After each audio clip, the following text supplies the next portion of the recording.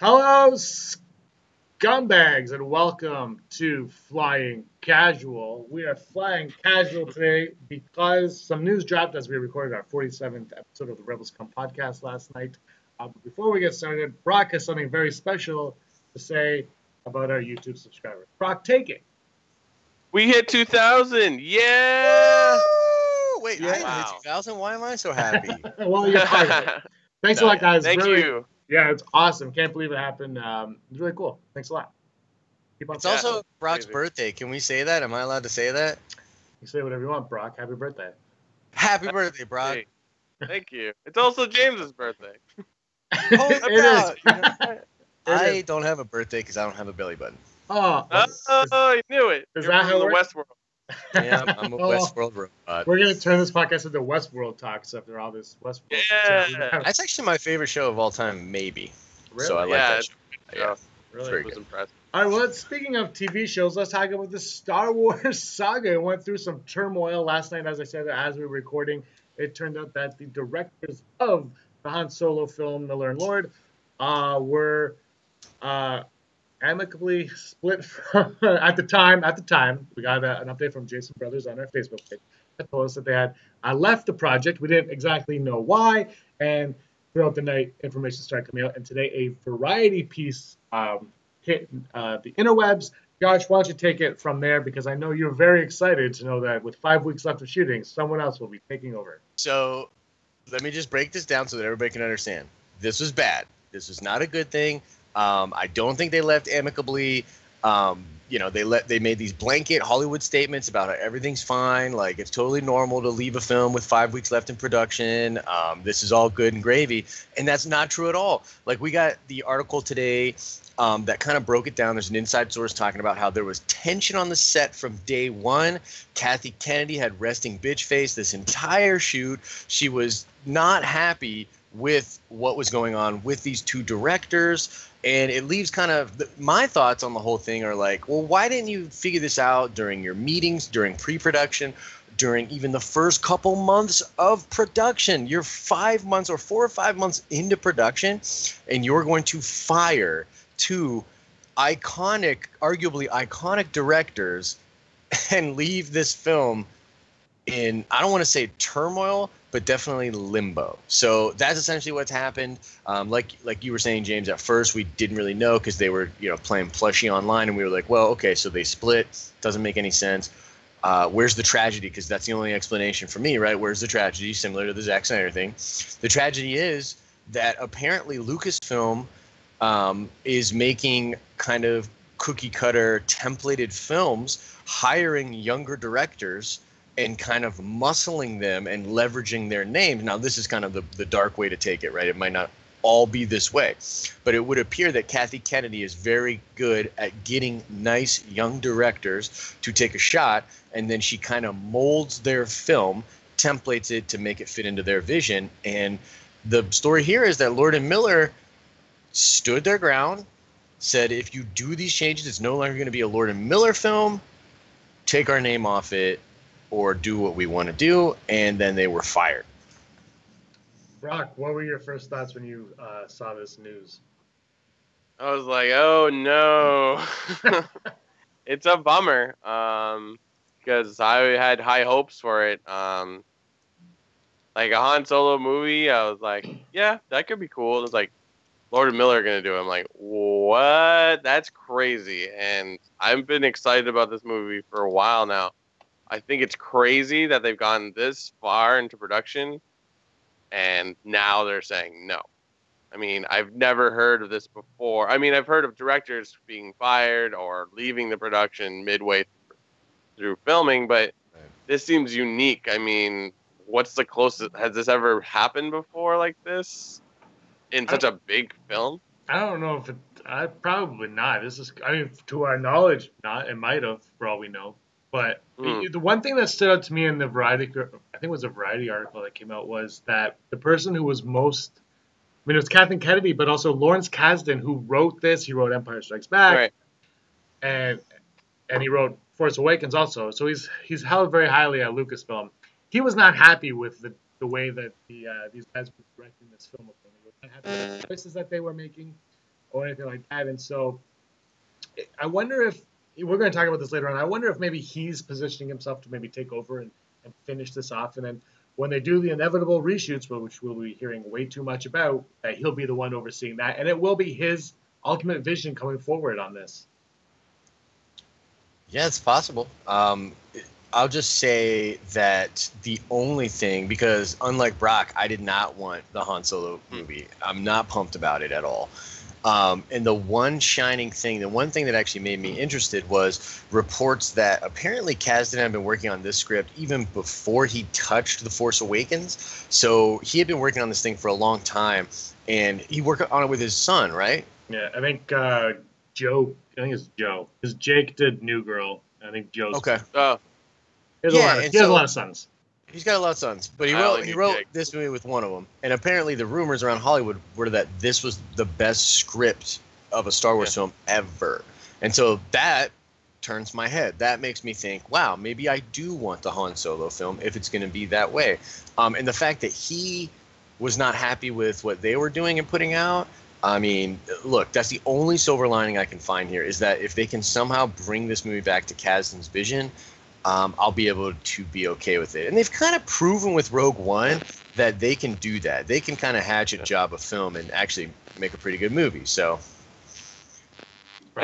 yeah, it's just, it makes me wonder, like, why they would go this long. If you survive 4 months, why not just survive the last month? I mean, obviously, if it's a terrible movie, that's huge loss. But, like, maybe Disney and Lucasfilm kind of deserve a punch in the gut once in a while, because they all the top movies of last year and probably the last 2 years have been owned by Disney.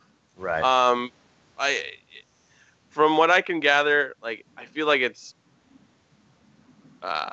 Lucasfilm wants a certain idea, Lord and Miller want a certain, and then they just could not compromise, because Lord and Miller's come so far. Like, they created Clone High. I looked it up. These are the guys that created, like, the genius that is Clone High at a time that was like, I don't understand that, right? Yeah. Right. And I think the popularity of the cultishness of that is where they got. And look at their track record, just like Cloudy with a Chance of Meatballs, 21 Drum Street, like 22 Jump Street. If you didn't, 22, or 22, they did both. Sorry. No, they did both. They did both. Yeah, exactly. I mean, if you're like gonna hire them and then you are surprised by how they do their work, like, what did you expect? I don't know. I guess the question I have is, what is the standard of a Star Wars film? Like, is there a tribunal that says, like, this is Star Wars, or is it literally, well, Lawrence and Kathleen, this is what they want? I'm like, okay, then tell them, like, this is the movie, and then we'll go make it. But I guess they did. I don't know. It just seems weird. I think there's something about a Star Wars film, and I don't even know if we can pinpoint what it is, but we all know when you watch a Star Wars film, it is 100% a Star Wars film. It's something different from a Star Wars film. It has to feel like Star Wars. Yeah, and I think, and I mentioned this to you guys before because this video stuff recording all the time. It's maybe this was feeling more like a Fifth Element, or the movie I can't pronounce, or Valerian. Yeah, Valerian, or The Explorers from the 80s, or something that wasn't Star Wars. It was definitely a sci-fi film, but it was not Star Wars universe sci-fi that we're all accustomed to. Because Rogue One, I have this feeling that Rogue One was a war film for sure. When they saw it, Force Awakens exposed, they said, this is not a Star Wars film. We have to turn it into a Star Wars film, and that's where a lot of it came from. So I think they kind of know, they have a template for what a Star Wars film is, and I think maybe with guys like Lord and Miller, they come in, they bring their sensibilities to it, but their sensibilities are stronger put to a different type of sci-fi film, like a Guardians of the Galaxy, like James Gunn style. Like, Guardians of the Galaxy is awesome, it looks great, but it's not a Star Wars film. I mean, it isn't, you know what I mean? Like, you can tell it's totally different. Right. But it's still awesome. So maybe that's how it was, and maybe they thought some of that sensibilities coming in might be what, the Han Solo film needed, and then as it went on, the question is why it took so long to see this. If you're looking at the dailies, I think you would see after the first few days of shooting that this isn't the movie we want to make right now. Yeah, it's possible. Maybe they were getting in dailies and they were like, oh man, this isn't really a good vibe. This isn't a really good vibe. But there were probably things they liked about it. They were like, well, we like the chemistry of the cast. Maybe to your point, maybe the DP or the director of photography was nailing it. You know what I mean? Because the thing about a DP, what I find interesting is, so a DP's job is to kind of be invisible. It's like, I equate it to like comic books just because, you know, I work on comics. Like a great letterer is almost invisible. Like if you're really good at lettering comics, nobody's going to pick up your book and be like, oh my God, I couldn't believe the letters. They're not going to notice the greatness that is good lettering. And so it's like, it's the same thing with a DP. Like a great DP disappears and the motif of the themes of the film come forward. However, a director, especially like our tourist directors, they put a stamp on things. You know what I mean? Like you can just like feel it and smell it. And I think at the end of the day, what we're talking about here is that stamp for Lord and Miller and the stamp that we're talking about with Star Wars, we're not matching up. Like, period. That's it. And it's unfortunate. I think Kathy Kennedy's mistake is not firing them. Kathy's mistake is hiring them. You know what I mean? Like not realizing that they were the kind of people that would not bend. I don't know. Brock? Yeah, I don't know. Yeah, I mean, maybe their thought process was like, oh, look what Marvel's made with Guardians of the Galaxy. But Guardians of the Galaxy works because it's a fish out of water story. Like, even though Peter Quill has spent most of his life in space, he's still from Earth. Right. So it's sort of like he's always like, hey, don't you like Supertramp? And they're like, what is Supertramp? Like, right. You don't have that with Han Solo. He's born in this galaxy, and then there's no need to explain anything. He just lives, and the story is his individual experience. It's not really like it's a rags to riches sort of thing. Yeah. I don't know. What were they even trying? Here's my question. Let's go a little deeper. What were they even trying to accomplish with Han Solo? Like, is it just to make money? Because, like, is there any part of that character that we really need filled out as fans or that we're really curious about?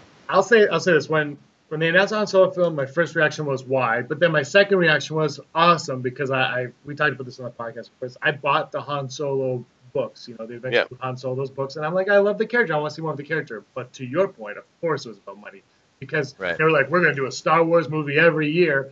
So then they have, you know, the new trilogy, boom, boom, boom, perfect. And then, you know, John Knoll was like, hey, I've got an idea. They're like, oh, perfect. That fits in.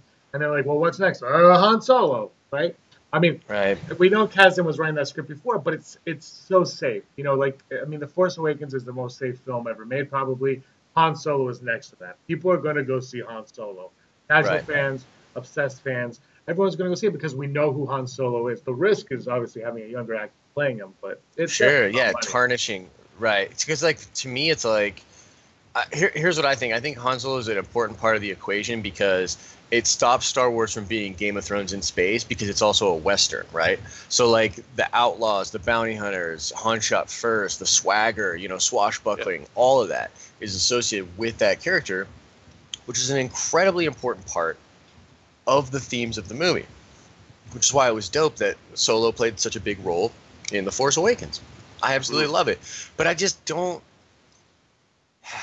I just don't get it. Like, this honestly just frustrates me a lot. I think this is another reason why they need to go television because, like you were saying, and I can't remember actually if this is something we were saying in this one or the other recording. The other one. But, okay. But you made a great point, which now I will hijack, and people will think I'm brilliant. But okay, get the freeze. Hold on. No.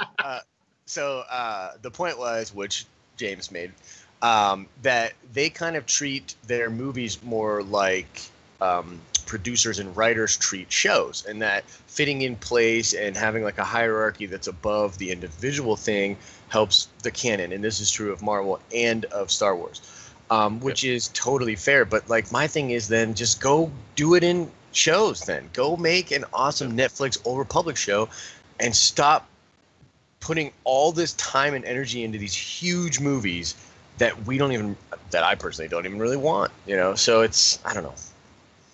I think you can make a story about any character in Star Wars and someone will want it because that's just the magic of this universe. But I kind of agree, like, why do we... Yeah, exactly. We'll have a Two Tubes and... I don't know, Wicked, buddy cop movie. you can make a good point. It's like, why do we need a Han Solo movie? Like, I was on board because they're like, they're gonna show you how he gets a Millennium Falcon. I'm like, cool, but these are all things that could be summed up in a comic book or a novel, like Tales of Smugglers or something like that. I don't know. It's definitely a money grab, but they're a business, so it's like you can't be like, how dare you? Like, no, for sure. But my thing is, movies, we don't get them, so I don't know how to feel, right? Like, I don't know. Like, you would hope that they have a plan, but we've also known that in the saga they're like, they just let me do whatever. Like, I know, right? Ryan Johnson's like, they just let me do whatever I want. I'm like, what do you mean? right, yeah. But then we also know that like these guys all met before Force Awakens, and they like, this is what we want to happen. Blah blah blah blah. You can do anything here, and then they talk together. It's like, okay, this is your story, but if you don't mind, do this for me. And then, so there is a thought process. I don't know what it is. But I'm easy to sell to because I would like to know more about Han Solo, like more Chewbacca, great. And then Donald Glover's Lando Calrissian, I'm in. Like, that's awesome. Like, I don't know. Yeah, it's an interesting thing. I mean, like, if the move happened in the service of Star Wars, the greater good of Star Wars, and the greater good of a good Han Solo movie, then like, how can I be mad about it? I don't even particularly like Lord and Miller that much. Like, I love the Jump Street movies and I like the Lego movie, but like, I don't know. Like, I'm not taking the side in this thing where it's like, no, dude, I want to see Lord and Miller's Han Solo. This sucks. We'll never get to see that because I don't care. But what I do care about is like the possible PR fallout, what it means for like what is happening behind the scenes at Disney, the decisions that they're making, because they now are in control of the thing I love the most, you know? So it's like, I'm bugged by what happened. I'm not rooting for anybody. I'm rooting for myself as a fan. Yeah. You know what I mean? Totally agree. I want to see a good Han Solo film, and I don't care who is at the helm of that. Because I think, as you said, the way they do it as a TV show, it's Kathleen Kennedy's up here. Is she calls the shots, and when she hires you to direct, she's going to give you the template. She's going to say, this is what you need to achieve. Do what you do, but this is what you need to achieve. And, you know, directors that, whether they have their own style, maybe they won't fit into that so much. Like Edgar Wright with Ant-Man, like we've talked about. That doesn't fit into the Marvel Cinematic Universe. It just doesn't. It just doesn't work because he wants to tell this one story. Directors go in all the time on meetings on these, especially I'm going to use Marvel a lot because they are the template for all this. They are the old serials from the old days that people would go watch in the theater, and now we're getting them again in feature length form, and that's what these are. And they have something they want you. You're a director for hire, is what you are when you're making a Star Wars film, and that's it. And those two see themselves, whether they should or not, is whatever. As not directors for hire, they are directors with a singular vision or dual vision. And that's how they do things. So, this is probably better for everybody. Side Akbar, also recently, Colin Trevorrow, am I saying that right? Yeah. Is the director for Episode 9 and his current movie out, Henry's Story, Henry's Book, Book of Henry. It's the worst movie Book of Henry ever. Did you see it? And now people are like, I don't know about this. I'm like, well, like, just because one movie, an artsy movie, I could argue, like, it's like they say, it's like you make a movie for them and then you make a movie for you. Like, yeah. Maybe, did he write that script? Dude, forget Colin Trevorrow. Let me just say this, like right here and right now. I want Colin Trevorrow as far away from Star Wars as possible. Seriously, I do. I'm not the only one because Godzilla is straight garbage. Godzilla is a garbage film. Oh, you're right, Gareth Edwards. How'd that work out? But you know what? You're right. Jurassic World, similarly, just a nostalgia. Here, I don't hate Jurassic World as much as I hate Godzilla, but like, dude, it shows nothing. It shows nothing of a quality that I want a director of a Star Wars film to have, for sure. Oh, dude, precisely. Exactly. Kathy was probably having like her very, very expensive tea with whoever was working production on that movie, and the other producer was probably like, yes, He bent right over. And Kathy's like, wonderful. Wonderful. She's never going to be on our show. No, dude, I can't wait for the memes. I'm going to tear her apart with these memes. But anyways. But if you look at Kathleen Kennedy, okay, you have Star Wars: The Force Awakens makes $2 billion. Rogue One makes $1 billion. Then you have, Guardians of the Galaxy, which, to your point, Brock, if that's what she was trying to make, that only made 500, 600 million, maybe 700 million dollars. It didn't quite hit that $1 billion mark. It's an insane thing. Like, oh, this movie made this much money. Like, what? And if it doesn't make that $1 billion in the first week or two, it's a flop. You're like, yeah, but what? My thing is this, to your point, James, is and this is probably a deeper rabbit hole that we could fall into, but it's dude, do I as a fan personally care how much money these movies make? I don't care at all. I'm being super selfish. True, because that's the thing. To them, it is all about the money, right? So to them, yeah, it is fair to bring in people like this to make decisions like this. But as a fan, nothing about the marketability of Rian Johnson excites me at all. I was excited about him as a person and his fandom of Star Wars and his understanding of storytelling. That's awesome. I want that. And I'll be honest with you, I can see a world where Episode 8 is not widely liked by critics or audiences, but it is my favorite Star Wars film of all time. I can see that playing out. So, it's just I wasn't alive or a fan of when the original series came out because I was new. I wasn't alive for the New Hope to come out. So it's you were the New Hope. You were the New Hope. When did the last one come out? 83? 83, yeah. Damn, I wasn't alive. Okay, you guys. So it's just I don't know. This is a new era of Star Wars where, obviously I was present for the prequels, but it's no longer George Lucas just calling the shots. They have checks and balances for everything. So we're just gonna have to live with this. It is what it is. I want a good movie, but I'm okay for them to explore new things. I don't know. Yeah. Maybe there's a poster at Lucasfilm or Disney that's a picture of something from Phantom Menace or something in the prequels, or just Jar Jar Binks, and it says, "Don't do this." Don't do this. I don't know. Okay, let's move on now to a possible director to take over for them. Variety is reporting, and I believe in the same report that we read, that Ron Howard is actually in talks to take over for Lord and Miller going forward on this. Brock, what do you think? Is this a good idea? Is Ron Howard the right guy for the job? After all, he did direct Willow for George Lucas in the 80s, and he was the first person asked to direct The Phantom Menace in the 90s. I just don't get psyched about directors. You know what I mean? Well, clearly you shouldn't, because they don't do anything. It doesn't mean anything. Right. I guess I was sort of excited about J.J. Abrams because I was a big Lost fan, but and Star Trek was good, but he made a great movie. I don't care. Just make me a movie. I don't want to think about what made the movie. I just want to go in that universe. True. Hop in my T-16 and bullseye womp rats back home. It's that simple. Just make me a movie. I don't care how many billions of dollars you're gonna, we just said. I don't know. I'm getting mad now. Ron Howard, sure.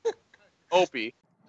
Okay, is this going to affect critics going in? Because, look, critics can be dicks sometimes, and when you hear about reshoots and fallouts and what have you on the set and delays and all of that, they go in with this baggage. Is this baggage going to affect their look on the Han Solo film?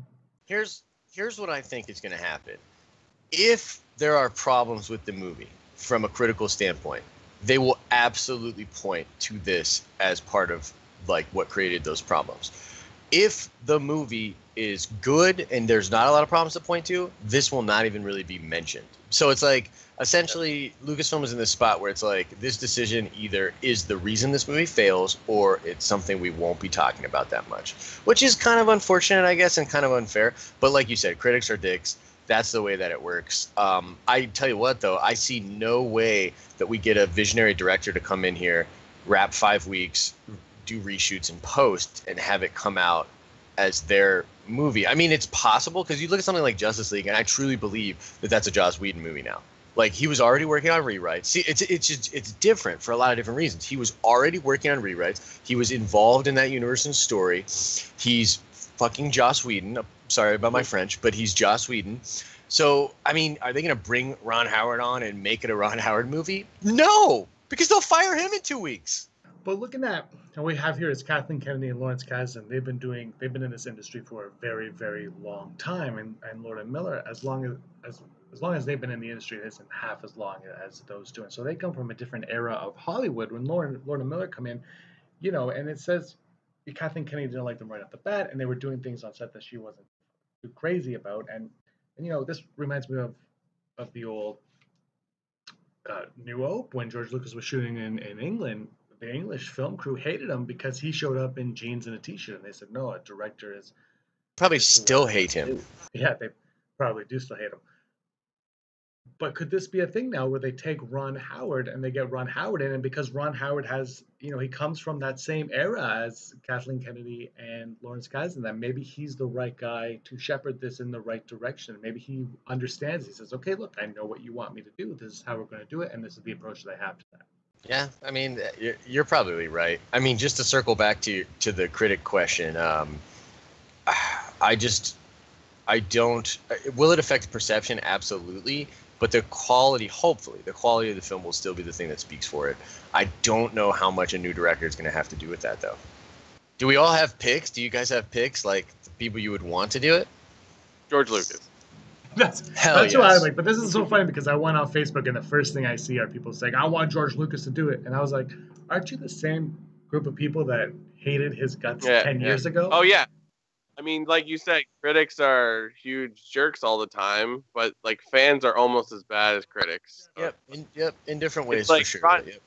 Like Rotten Tomatoes relies on both critics and fans, and it's just so random how it all is gonna work out. But that's if you're selling it to these people, the critics and the fans, and if they don't like it, you don't make that movie again, or you don't work again. Like I don't know.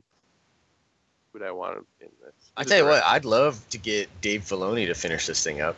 Yes. I mean, you know what I mean? Like, think about it. Like, and I know that probably won't happen because I think he's actively developing the Old Republic animated series, which will be the best thing ever. But is that legit? Is that gonna happen? Just that probably. Sorry, but sorry, Brock. Happy birthday! You ain't getting that series. But yeah, that's what I'm saying. He's probably too involved with Rebels. He's probably too involved, so it probably won't happen. But I'd love for him to come over and do his thing, man. Yeah. Yeah, but what about somebody like this? Probably would never happen. But what about someone like Steven Spielberg coming in? He's got the A-list. Yeah, but he wants. You know what's funny? He wants nothing to do with the Lucasfilm Disney Star Wars movies. No, he's the same. He's like preemptively Lord and Millering it. He's like, no, I know they're not going to let me make a Spielberg movie, so I'm not going to. No, but what I'm saying is, I had this conversation with a friend last night, is for a PR move, he has so much respect for Kathleen Kennedy. I mean, they've known each other forever. They've worked together for 4 years. Let's say she approaches him. She said, look, we're in a situation right here. These guys weren't working out. They weren't giving us what we wanted. Steven Spielberg would obviously understand that. I'm sure he's been on both sides of that coin before. And she says, look, would you do us a favor? Would you come in? Would you finish this Han Solo film? And because that would ultimately be the biggest PR move they could make, is Spielberg helming this. What if they did give it to Gareth Edwards? What if Gareth Edwards becomes the director of both standalone Star Wars movies? He's been through this before. I think that actually makes a bunch of sense. He knows their process. You know, I'm going to throw out a wild card. Seth Rogen and Evan Goldberg. If you watch Preacher, that was an amazing show. It is an amazing show. It's not a movie. They made movies. They were called Superbad. They're basically Lord and Miller again, but like, yeah, that's true. That's true. Like, throw it out there. I don't know. Preacher is jokey and thrilling and action packed. So, and it's kind of random that too, you know. And it's a western. True. So, true. I don't know. It won't happen, but like, it's just, hey, why not? Before we wrap up, I want to just go back to this Ron Howard thing. Is I think as much as they going forward, they're going to be looking, I think, more for directors for hire. But I think for the PR move, for putting their name on the poster, on the trailers, on in the press and whatnot. I think Ron Howard is a perfect fit for this. He understands, he comes from that old school cinema universe that I think any of us guys are living in and want to work in. There's a long list of people that would excite me, but like, I think I would probably talk myself down. Yeah. I'd be like, what does this really mean? I'm almost rather not know the inner workings of this stuff, This is starting to kind of frustrate me, though, because it's starting to be this thing. And this is honestly a problem that I have with Marvel as of late. Like, Doc Strange, that. It's a great, entertaining film, but Scott Derrickson, no, that's not a Scott Derrickson movie.